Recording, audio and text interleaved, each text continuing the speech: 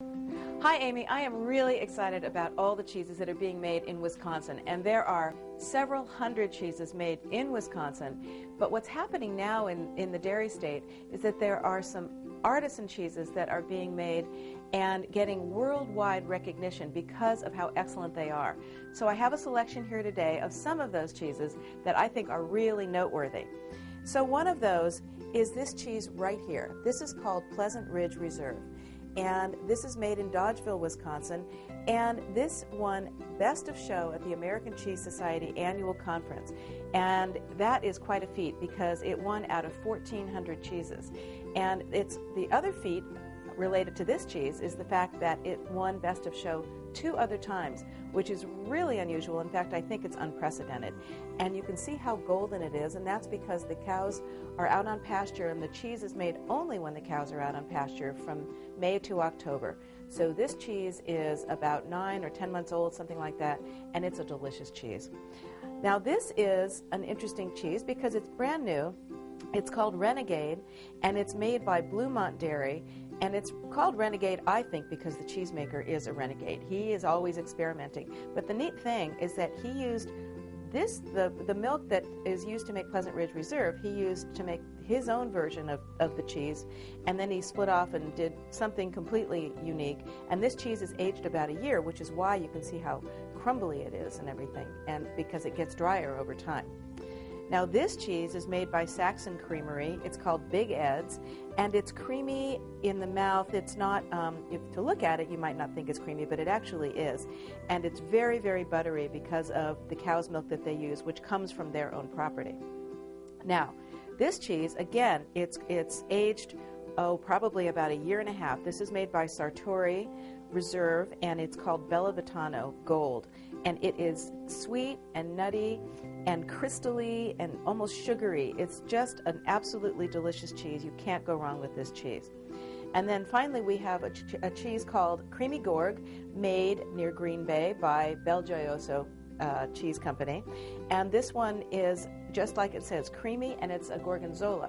So that's what, so it's salty, but not too salty. It's really more buttery than anything, and it's got a nice kind of deep, sometimes a smoky flavor, and it's delicious with dried fruit or anything else that's kind of sweet, a sweet wine. And all of these cheeses, because they're aged, you want to be careful in terms of how you age them. And so what you want to do is you want to wrap them each in waxed paper, but then follow that with plastic wrap. You don't want plastic against the cheese surface itself because plastic imparts a kind of a plasticky flavor. So that you don't want to do. But by putting the plastic on the outside of the wax paper, you're still keeping the moisture in, which is something that you do want to do. Now, you can see that we have some grapes here on the platter, and grapes are a wonderful palate cleanser with cheese because cheese is rich.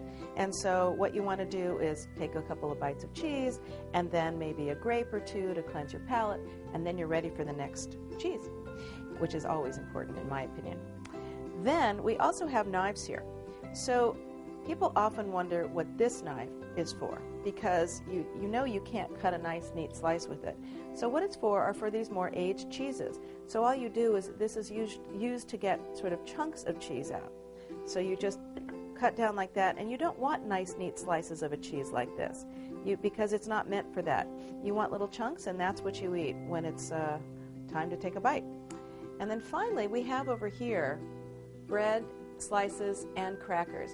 And I am a big fan of baguette slices for cheese because without flavorings, because they're neutral, and you don't want to change the flavor of the cheese.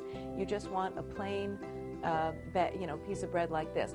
Crackers are nice too with creamy cheeses because I like the contrast of the real creaminess of the cheese and then the crackling part of the cracker. But crackers do impart their own flavor. They're toasty, they're toasted, and so you have to be careful. I don't like garlic onion crackers very much with cheese because then the cheese tastes like garlic and onion, and that's usually not the cheesemaker's intent.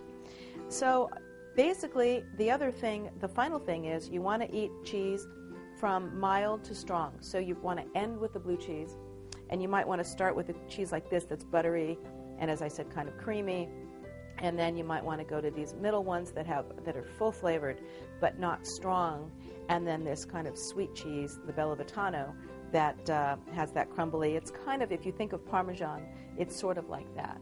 And then, like I said, end with the blue cheese. And with that, you will have a really, really great cheese experience, Wisconsin style.